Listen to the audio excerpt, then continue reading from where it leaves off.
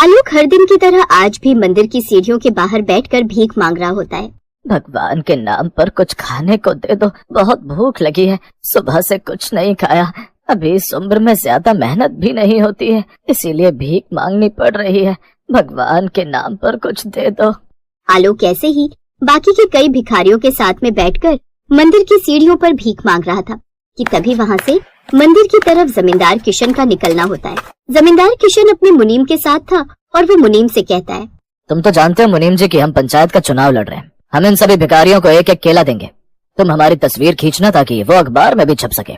आप बिल्कुल भी फिक्र मत करिए जमींदार जी, ऐसी तस्वीर खींचूंगा कि आप खुद को भी नहीं पहचान पाएंगे और सब बोलेंगे कि अगर कोई खुले दिल का हो तो बिल्कुल जमींदार की तरह हो। ऐसा ही होता है। जमींदार सभी भिखारियों को एक एक केला देता है और सब लोगों के साथ में तस्वीर खिंचवा लेता है, जिसमें आलोक भी शामिल था। आलोक उस केले को हाथ में लेकर धीरे से बोलता है, कैसा जमाना आ गया है, एक केले में तो किसी का पेट भी नहीं भरता। भूखे को एक केला दिया और तस्वीर ऐसे खिंचवाई है जैसे अपनी जायदाद नाम करती हो।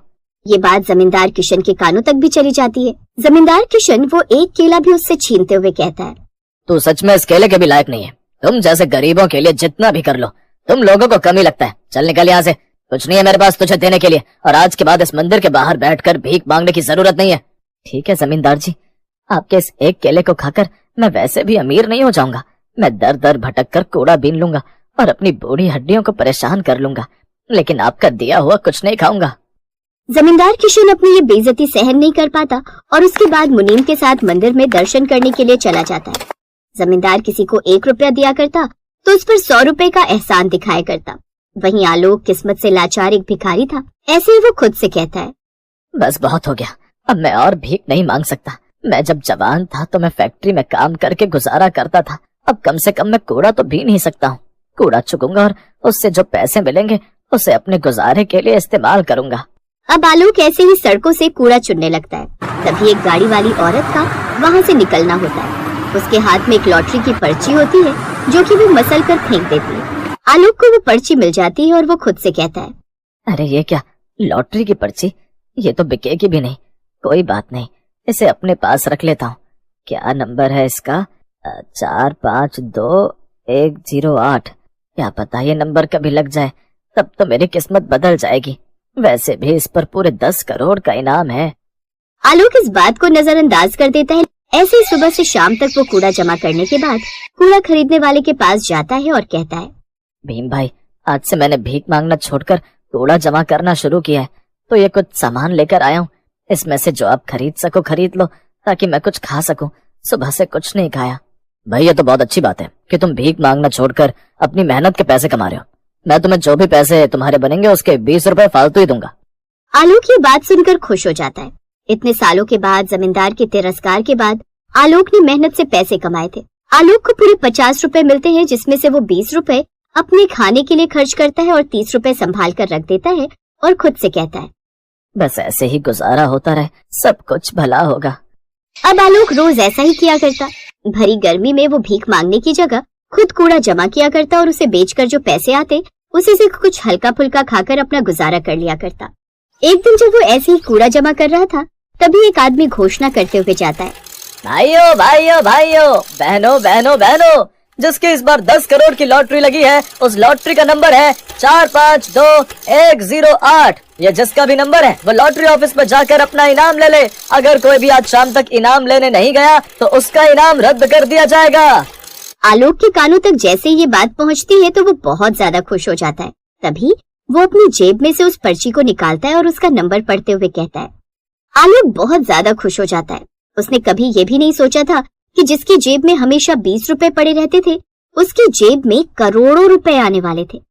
वो लॉटरी वाले के पास जाकर वो पैसे ले लेता है और लॉटरी वाला कहता है, भाई साहब, आपको तो करोड़ों की लॉटरी लगी है और आप एक भिखारी हैं। माफ करना, मतलब भिखारी थे, तो अब आप इन पैसों का क्या करेंगे?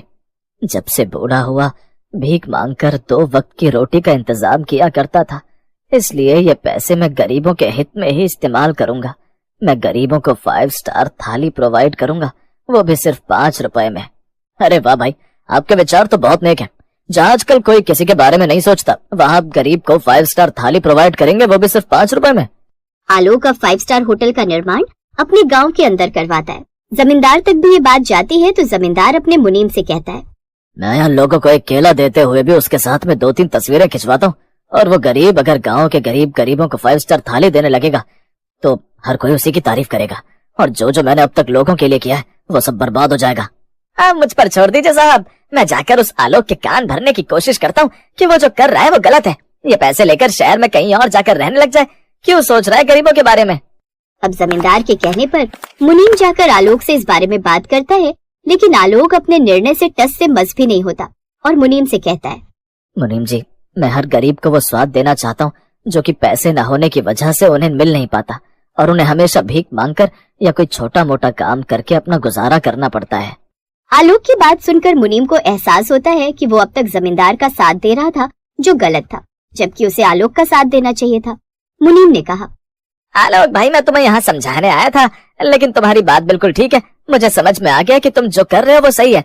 मैं भी तुम्हारा साथ देना चाहता हूँ, अगर तुम्हें ऐतराज न हो तो, क्योंकि जमींदार की गुलामी तो बहुत कर ली, अब किसी का भला करने का समय आ गया है। आलोक को भी अब जमींदार के मुनीम का साथ मिल जाता है और दोनों मिलकर कुछ बावर्चियों को काम पर रख देते हैं। थोड़ी देर में आलोक का गरीब की 5 स्टार थाली नाम से रेस्टोरेंट खुल जाता है, जहाँ पर कई सारे लोग खाना खाने के लिए आने लगते हैं। सच में हमने कभी सोचा नहीं था कि अगर आलोक की किस्मत बदल जाएगी तो वो इतना बड़ा काम करेगा और हम जैसे गरीबों के लिए 5 स्टार थाली देने लगेगा। अगर आलोक की जगह कोई और होता तो ये सारे पैसे लेकर शहर में कहीं रहने चला जाता और सारी अपनी सहूलियत की चीजें जमा कर लेता, लेकिन उसने हम गरीबों के बारे में सोचा जिन्हें हम तब दुत्कार देते थे जब वो कुछ खाने को मांगता था। जरा देखो तो इस थाली में कितना कुछ है, घी लगी रोटियां हैं, चावल हैं, 3 तरह की सब्जी है, रायता है, मीठा है। सच में हर कोई आलोक की बहुत ज्यादा तारीफ कर रहा होता है। वहीं कंबल ओढ़कर जमींदार भी उस थाली को खाने के लिए आता है ताकि बस खाने में कमी निकाल सके, लेकिन जैसे ही जमींदार ने उस खाने को खाया तो उसने मन में कहा, बस बहुत हो गया, आखिर अब मैं उस आलोक को इतना बर्बाद करने के बारे में कैसे सोच सकता हूँ। मेरे पास उससे ज्यादा पैसे हैं अभी भी, लेकिन फिर भी मैंने कभी भी गांव वालों के बारे में नहीं सोचा, हमेशा अपना भला चाहा, लेकिन उसके पास जितने पैसे आए उसने गरीब की 5 स्टार थाली में लगा दिए। किशन को अपनी गलती का एहसास होता है और वो कंबल ओढ़कर ही वहाँ से चला जाता है, लेकिन मुनीम जो सालों से उसके साथ रहा था वो समझ जाता है कि जमींदार भी भेष बदल कर खाना खाने के लिए आया था।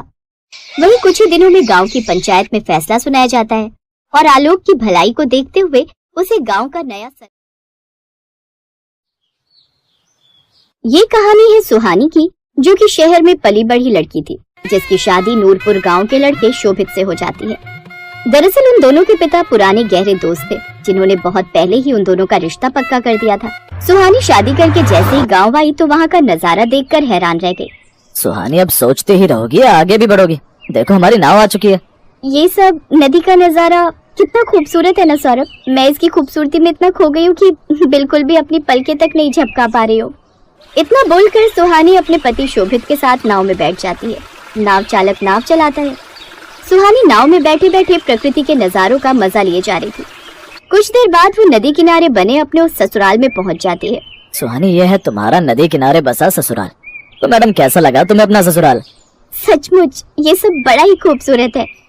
फिर सुहानी की सास प्रोमिला हाथ में आरती की थाली लिए अपनी नई बहू का स्वागत करती है और कहती है, बहू, इस नदी किनारे रहने वाली तेरी सास ने जीवन में एक ही बात सीखी है इस बहती नदी से, कि सदा इस नदी की तरह बहती रहना। जीवन में सुख दुख आएंगे पर कभी ठहरना मत। जी माँ जी। फिर सुहानी गृह प्रवेश कर अपने कमरे में जाती है तो वहाँ की खिड़की से नदी का बड़ा ही सुंदर नजारा देखती है। वाह यार, क्या व्यू है, दिल खुश हो गया नजारा देख के। नहीं तो शहरों में अगर खिड़की खोलो तो बस या तो गंदे नाले या सामने वाले का छज्जा ही नजर आता है। सुहानी बड़ी खुश थी।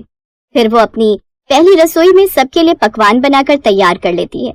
बहू, अगर खाना बन गया हो तो बाहर ही ले आ। हम सब पूरा परिवार बाहर नदी किनारे छतरी लगाकर बैठकर ही खाना खाते हैं, ताकि नदी का नजारा भी हमें देखने को मिलता रहे। कुछ देर बाद सुहानी बाहर सबके लिए खाना लगाती है और वो सब बड़े मजे से नदी की ठंडी ठंडी हवा के बीच बैठकर खाना खाते हैं। घर में आई नई बहू को ये सब बड़ा अच्छा लगता है। एक रोज सुहानी कपड़े धोने लगती है, लेकिन तभी अचानक से लाइट चली जाती है। अरे बाप रे, ये क्या, लाइट चली गई? अब मैं मशीन में कपड़े कैसे धोऊंगी? अब सुहानी अपनी सास के पास जाती है। माँ जी देखिए ना, कपड़े मशीन में लगाए ही थे कि अचानक लाइट चली गई। भाभी ये तो यहाँ हर दूसरे दिन होता है। बाहर मौसम खराब हो तो बार बार लाइट चली जाती है और कई बार तो यहाँ पूरे पूरे दिन भी लाइट नहीं आती। हाँ बहू, इस नदी किनारे बने ससुराल के जितने फायदे हैं उतने नुकसान भी हैं। ऐसा कर, अब तू ये सारे कपड़े नदी किनारे ले जाकर हाथ से ही धो ले। इस लाइट का कोई भरोसा नहीं कब तक आएगी। अब बेचारी बहू उस धूप में कपड़े धोते धोते उसे नानी याद आ जाती है। हे भगवान, इस कड़कड़ाती धूप ने तो आफत मचा रखी है। यहाँ तक कि नदी का पानी भी गर्म हो गया है। ऐसे ही अगला दिन भी हो जाता है। फिर सुहानी के भाई का फोन उसे आता है। क्या यार दीदी, कहाँ हो? दिन से आपको फोन मिला रहा हूँ लेकिन आपको तो फोन ही नहीं लग रहा है। और बताइए, मन लग गया आपका वहाँ? अमन, तुझे तो पता है मेरा ससुराल नदी किनारे है, तो इसलिए यहाँ थोड़ा नेटवर्क इशू है, शायद इसलिए फोन नहीं लग रहा होगा। लेकिन सच कहूँ, यहाँ नदी के किनारे ससुराल होने में ना बड़ा मजा आता है। यहाँ खिड़की खोलते ही नदी का व्यू नजर आता है। वहाँ शहर में तो जब भी कमरे की खिड़की खोलो तो शर्मा आंटी और शर्मा अंकल की कुड़कुड़बाजी की आवाज ही आती रहती थी। हाँ ये तो है, लेकिन मेरा दोस्त पंकज है ना, उसका घर मनाली में, वो भी नदी के पास ही। तो वो बताता है कि कभी कभी मगरमच्छ, सांप भी बहते हुए उस नदी में आ जाते हैं और कभी कभी तो बाढ़ भी आ जाती है। इसीलिए अपना ध्यान रखना। और पता है, एक बार तो वो बात पूरी कर पाता उससे पहले ही फोन में चार्जिंग न होने के कारण वो डिस्कनेक्ट हो जाता है। लेकिन अब उस नदी को लेकर उसके मन में डर बैठ जाता है। अब घर में 3 दिन से लाइट न होने के कारण मोटर भी नहीं चला पाती वो, जिस कारण टंकी का पानी खत्म हो जाता है और अब घर के कामकाज के लिए उसे नदी से पानी लाना पड़ता है। उस रोज भी 2 बार नदी से पानी भरकर लाने के बाद जब वो तीसरी बार पानी भरने गई तो पानी भरते वक्त उसकी बाल्टी में सांप आ गया। सांप, सांप, बचाओ, बचाओ! बाल्टी छोड़ वो वहाँ से भागने लगी। वो डरते हुए घर आती है। क्या हुआ बहू, क्यों चिल्ला रही हो? यहाँ कोई सांप नहीं है। उसकी ननद उसे पीने को पानी देती है जिससे उसे थोड़ा आराम मिलता है। लेकिन अब नदी को लेकर डर उसके मन में घर कर गया था। ऐसे कुछ दिन बीत जाते हैं। एक रोज बालकनी में बैठे हुए सुहानी सोचती है, हे भगवान, ये कहाँ फंस गई मैं। न तो फोन में बैटरी और न ही बिना लाइट के टीवी देख सकते हैं, और तो और किसी से फोन पर बात भी नहीं कर सकते क्योंकि फोन ही नहीं चार्ज हो पा रहा। तभी लाइट आ जाती है। ये देख सुहानी खुश हो जाती है, लेकिन फिर अचानक मौसम बिगड़ने लगता है और तेज हवाएं चलने लगती हैं। तभी बाहर तेज आंधी तूफान चलने लगता है और आंगन में डाले हुए कपड़े हवा में उड़कर नदी में गिर जाते हैं। ओह नो, मेरी फेवरेट साड़ी! सुहानी उस साड़ी को पकड़ने के लिए नंगे पैर ही दौड़ी दौड़ी चली जाती है, लेकिन वो साड़ी पानी में बहते हुए चली जाती है। उदास होकर सुहानी घर की ओर आने लगती है कि तभी उसके पैर में कंकड़ चुभ जाता है। आजी! अरे ये क्या कर लिया बहू, देख कैसे पाँव से खून बहने लगा है। इसे डॉक्टर के पास लेकर जाना होगा। लेकिन नाव तो अभी शोभित लेकर गया है। इतने में शोभित वहाँ आ जाता है। शोभित उसे नाव में बिठाकर डॉक्टर के पास लेकर जाता है, जिससे पट्टी करके उसे आराम मिलता है। ऐसे कुछ दिन बीतते हैं और एक रोज घर में बहुत ही कम राशन पानी बचता है। सुनिए जी, हमें आज ही बाजार जाकर राशन लाना होगा। घर में थोड़ा ही राशन बचा है। ठीक है, लेकिन अभी तो मुझे जरूरी काम है, कल चलते हैं। लेकिन अगले दिन बाहर जोरों की बारिश शुरू हो जाती है और ऐसे में नदी में नाव लेकर जाना खतरे से खाली नहीं था, इसलिए वो राशन लेने नहीं जा पाते। अब अगले 3 दिन तक लगातार बारिश होती रहती है और इसी बीच उनके घर का राशन पानी भी खत्म हो जाता है और अब उन सबको भूखा ही रहना पड़ता है। अब धीरे धीरे नदी के पानी का स्तर ऊपर आने लगता है। हे भगवान, कहीं ऐसा ना हो कि बाढ़ आ जाए। उस रोज सारी रात वो लोग डर के मारे सो नहीं पाते, लेकिन फिर रात को पानी काफी कम हो जाता है। ऐसे ही कुछ दिन बाद, दीदी मैं कितने दिनों से आपका फोन मिला रहा हूँ, लेकिन नेटवर्क होने की वजह से बात ही नहीं हो पा रही थी। अच्छा, मैंने ये बताने के लिए फोन किया था कि कल आपके भाई की शादी है, आप समय पर आ जाना सब। क्या, तेरी शादी? हाँ, यही बात बताने के लिए मैं और माँ कई दिनों से आपको फोन कर रहे थे, लेकिन नेटवर्क नहीं थे। ऊपर से बारिश इतनी हो रही थी कि हम आ भी नहीं पाए। तो चिंता मत कर अमन, हम सब तेरी शादी में आएंगे। अगले दिन वो लोग नाव लेकर निकल पड़ते हैं, लेकिन नाव से पहुँचते पहुँचते उन्हें इतनी देर हो जाती है कि तब तक शादी भी खत्म हो जाती है। दीदी, जीजा जी, आप अब आ रहे हैं? पता है मैं कितनी देर तक आप लोगों का इंतजार करता रहा। ये क्या, शादी तो हो भी गई। देखा माँ जी आपने, उस नदी किनारे ससुराल होने से हमें शांति तो मिलती है, लेकिन कितनी परेशानियों का सामना करना पड़ता है। अगर ऐसे ही चलता रहा तो ऐसा ना हो कि हमें हमारे रिश्तेदारों से दूर होना पड़े।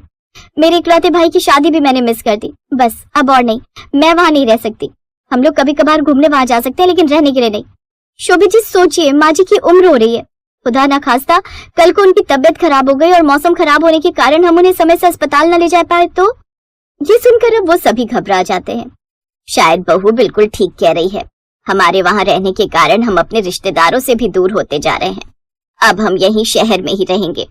अब वो लोग शहर में एक सोसाइटी में फ्लैट लेकर रहने लगते हैं और कभी कभार अपने उस नदी वाले घर में छुट्टियां बिताने चले जाते।